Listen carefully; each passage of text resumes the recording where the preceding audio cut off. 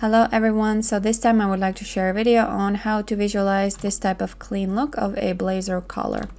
In this video I will be using a base from Close Connect platform. If you go to their official account and scroll down a little bit, you can find this blazer here. It is for free, so you can download it and follow along this video. Okay, so let's start. I already opened the file here and it usually comes without the avatar, so first step is to add the avatar. And here I recommend checking this option, open size and pose from garment file, because it will match the avatar's pose with the garment file pose. Sometimes the position of the garment is not really matching the avatar, but it's no problem, I can just move it very easily. So first I want to talk about a few things regarding the construction of your pattern.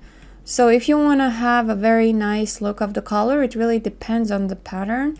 And for example, in this case, the pattern I assume is done according to pattern making rules, so there's no big problem. Even in this simple simulation, the collar looks pretty clean. However, if you have patterns that are not done properly, then it will take much more effort to make this kind of clean look. So even if you follow step by step, whatever I will show you in this video, it's not guaranteed that your specific color will look great. And the good thing is that in 3D you can make bad pattern look good if you put a little bit more effort and a little bit more tricks into it. If you want to achieve a clean look, there's always a way. And in most of the cases, whatever concepts I show you here, if you push them a little bit further, you can make any pattern work. Okay, then next I want to talk about the setup of this file. So this is very interesting detail that they have added in the file. I haven't seen it before, but basically here where there is a fold line for the lapel, they have added skive 50%, so it reduces the stiffness of the fabric. And with this, the fabric is more bendable, and therefore it creates this very natural fold right here. So it's a very nice trick, I think. It does look very natural, especially when I will reduce particle distance, you will see that. And there's no internal lines here, no fold lines. So yeah, the look is very natural. And then they have added one internal line here, maybe around, until around here, so that there is maybe a little bit more fold here, I guess. This approach is a little bit backwards if you compare it with real life, because in real life you would actually add a tape that makes the fold stronger, and also you would have, I think, interlining as well. Well, depends on what kind of blazer you make. And then the next thing I want to talk about is the collar. So here, if I compare these two pattern pieces, you can see that the bottom collar, so this one, is slightly smaller than the top collar, as you can see here. That's how it usually is when you create real-life garments.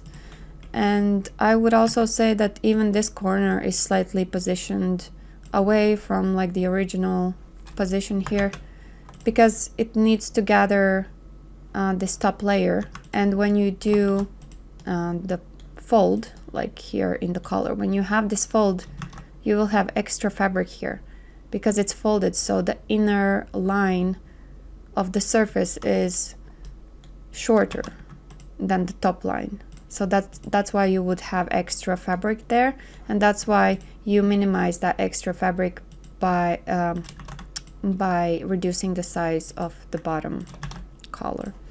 I don't know if that explanation is proper. However, in 3D I don't do it. I don't use this kind of patterns from the beginning. I only adjust the size of the bottom pattern if I really see that there is a need. So in this case, I will also delete this pattern piece and do layer clone under. Okay, so layer clone under, and then the sizes are the same. And here as well, I will talk about sewing a little bit. This is my personal preference. I know some people don't like to do it like I do it. However, I find it to give better results. So here, as you can see, I have this layer of the collar, and then I have this layer of the facing, and then I have these two layers on the bottom collar and the body. So usually also in this file, if you check it, you will see that this line between the collars is connected like this, like how you do with layer clone under the parameter of the pattern pieces are connected. So this bottom pattern piece is not connected with the body. And then this top pattern piece is also not connected with the facing. So first of all, of course, I have to create the connection between the body and the bottom pattern piece and the top pattern piece and the facing. In the original file, you would have only the bottom piece connected with the body, and the top piece is connected with the bottom piece. And that causes gap here. Well, let me show you that. I don't know if how I explained it makes sense. So I will make it and then you will see it. Okay, first I will hide. So I need to connect this bottom collar piece to the body here. So I will go from this corner and then I will go from this corner here until the blue point. And where the blue point is, that's where the collar stand is sewn to. You see there is also a collar stand here. So that's this area. Usually I like to have some point there just so that I have reference for the sewing. So that's this area. Okay, so one side I sew and then I will do the same for the other side. So the bottom layer of the collar goes to the body.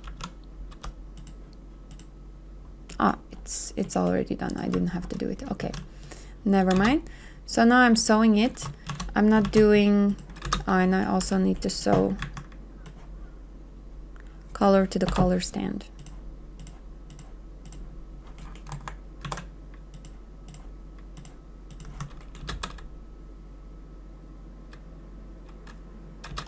Okay, so overall you can't really notice anything bad about it, but I will add contrasting color.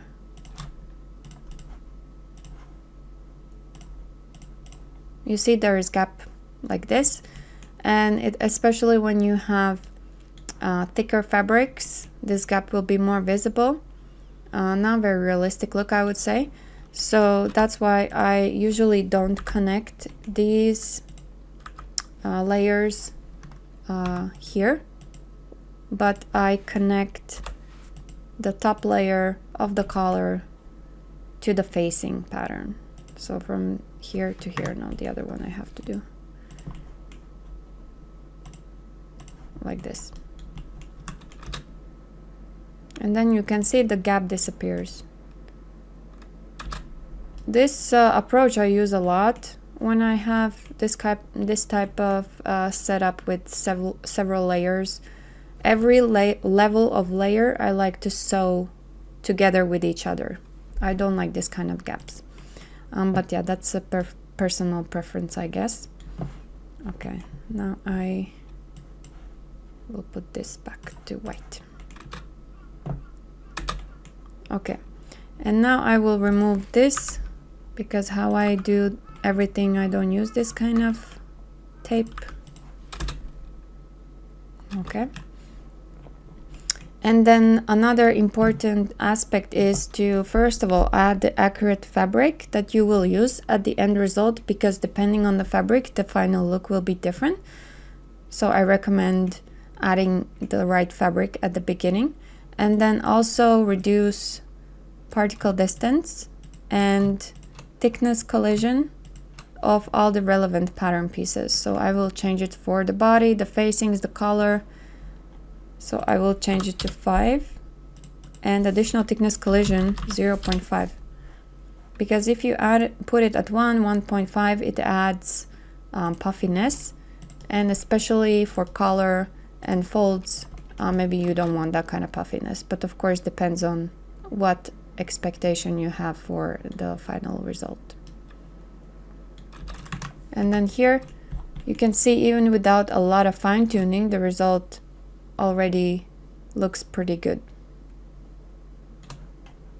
But here the points that I sometimes get feedback on is the color is too puffy.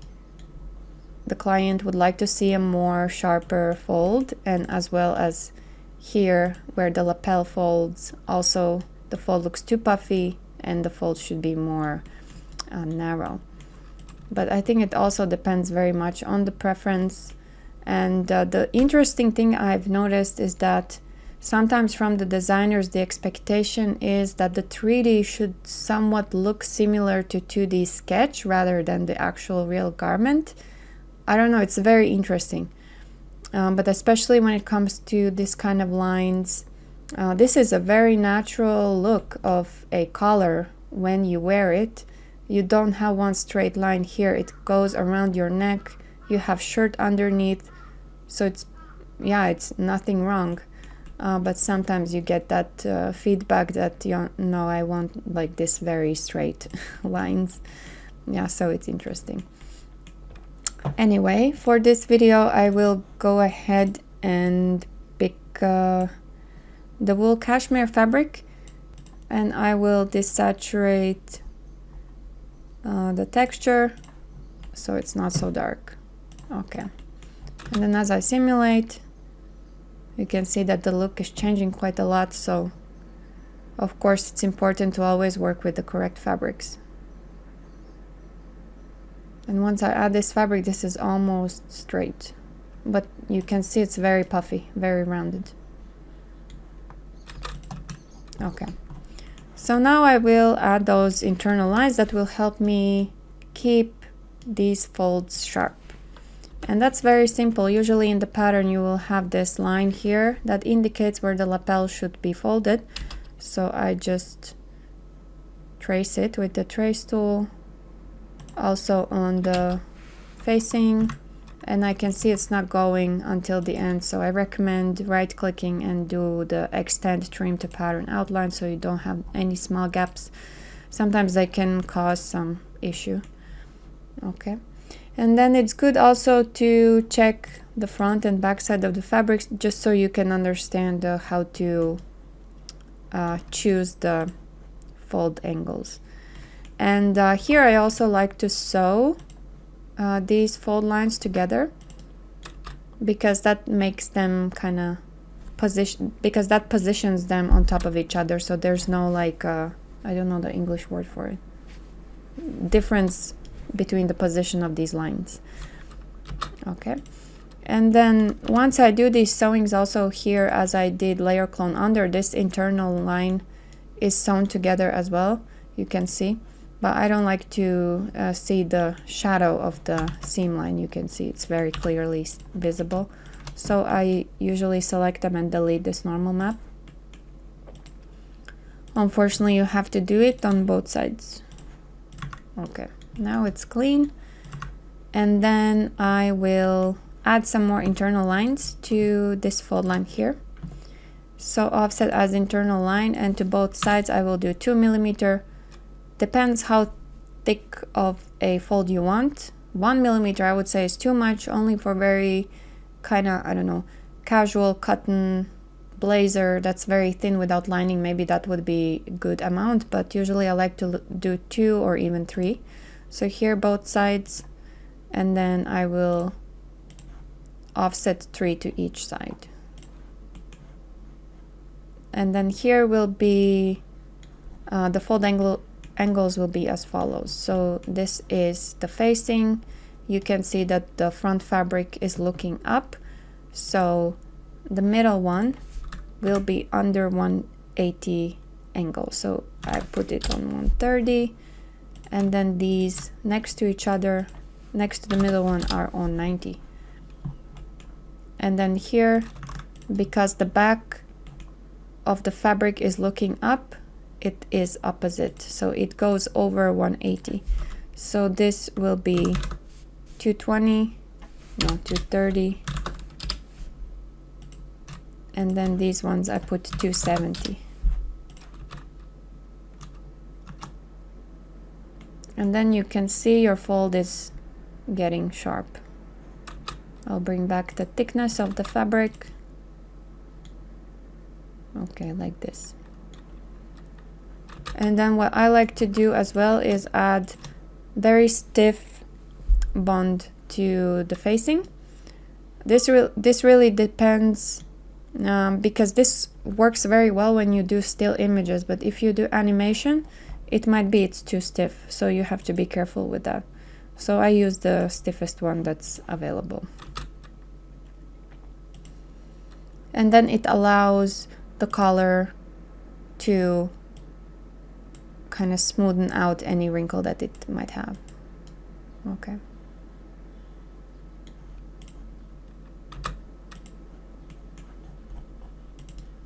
And then here you can see this corner. You can see that it is peeking out. So the corner of the bottom layer should be inside. It should not be visible from when you look from front. So here there are two ways how you can fix this type of thing. Either you use the shrinkage, that might help, or you can also select the corner, and no, not the facing, the body. Select the corner of the body and then move it a little bit, maybe 2 millimeter, 3 millimeter, something like that. You see you are making it a little bit smaller. And then once you simulate, it doesn't peek out anymore. And also it will help you keep this corner of your lapel close to body, because it is now kind of pulling it towards the body. That is also how this is achieved in real life. So in real life also this part is slightly smaller. It's not 1-to-1 size as this corner. Yeah. Because this is, I think, also a common issue that at least I used to have, that those corners were peeking a lot. And I remember I could not fix. I had to make a bunch of trench coats and I couldn't find a way how to get them stay nice and close to body. Like I did pins, tacks, sewing, I did everything. And this was such a simple solution, just adjusting the corner. Okay. And then sometimes if the fold is not looking that great and there's some issues happening, I like to sew additional internal lines together.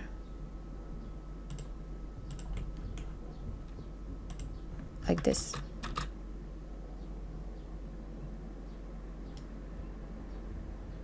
It can help it look even more sharp. And then of course select the sewing lines, remove normal map so it does not show up in your file, and the render. Okay, this already looks pretty perfect.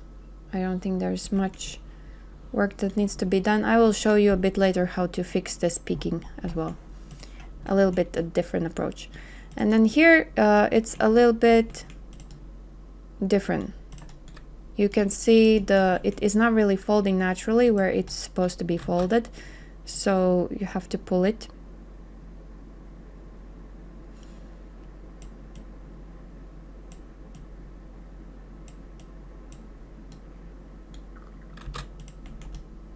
Something like that. And then I definitely see that I need to reduce the height of the bottom. First, remove linked editing. I always forget this.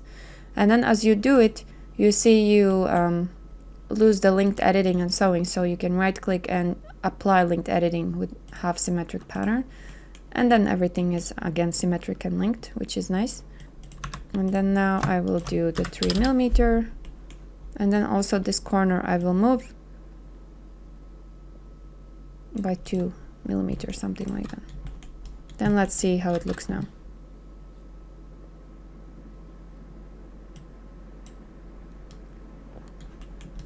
I think the look improved, and it is kind of helping to pull the pattern down so that the collar folds where it should. But you see there's a lot of peeking happening here, and you can't fix it by just reducing the size of the pattern.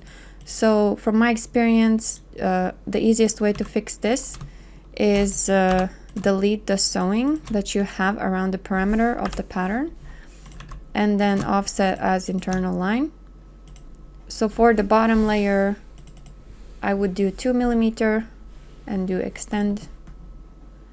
And for the top layer, I do 3 millimeter. Okay. And now sew together the bottom and the top layer.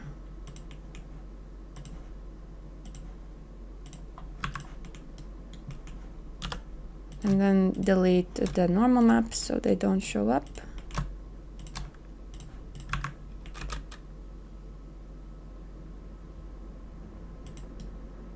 And you see from top, you can't see any peak. Of course, from side you will see it, but from the top it's gone.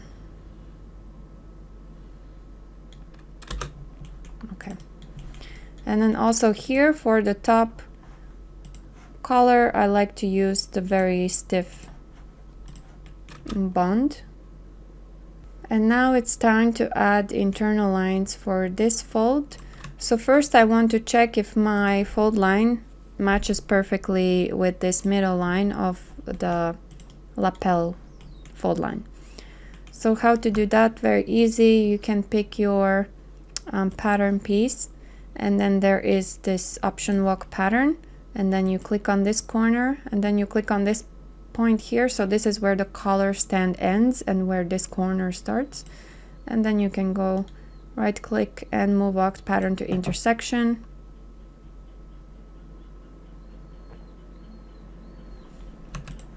And then here it's almost perfect, but I want it to be 100% perfect, so I moved it a little bit. And then if you want to get back your rotation, you can right click on the pattern, rotate, reset along grain direction. So if your grain direction is correct, you can easily rotate it back with this function. Okay, and now I will offset as internal line, do 2 millimeter both sides and 3 lines. And then here I will check the sides of the fabric. So here for both layers, the top layer is right side of the fabric. So for both it will be the same. So first select the middle line, that will be 130. And then the side lines will be 90. And then also I will do the sewing. I will sew these lines.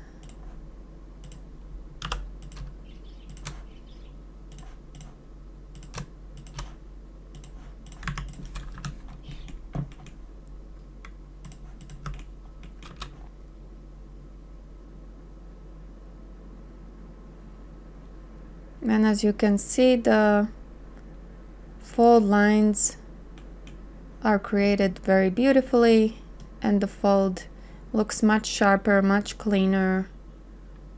Also the back looks much better here, because often when you visualize these jackets, you will see this kind of peaking. It peaks up like that, and then you think it's like the issue of the pattern something, but the issue is that the fold line at the back, the folding at the back is not in the right position. It is too high, therefore it creates that gap there.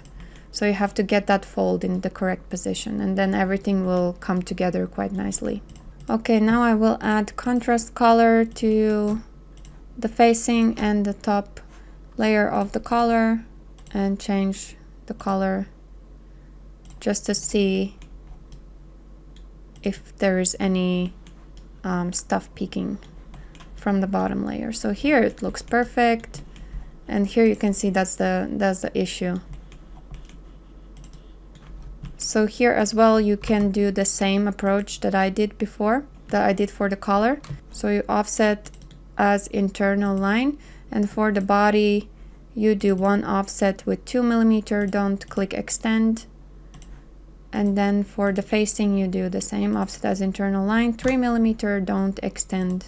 Okay, and then you can sew those together. Delete the normal map.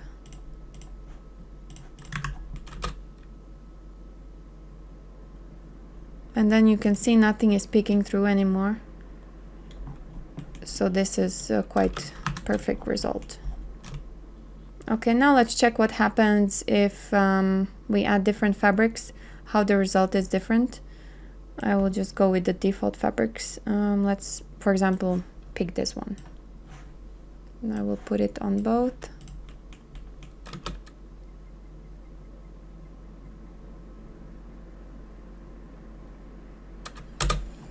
You see here now the fold is too strong for this fabric, because you can see this kind of shadow here, and that's not very good. I don't know, maybe in render it doesn't really show up. It could be. Also be careful here. I think here something is also happening.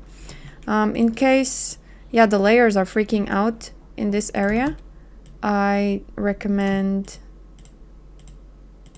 ending your internal lines a little bit before the outline.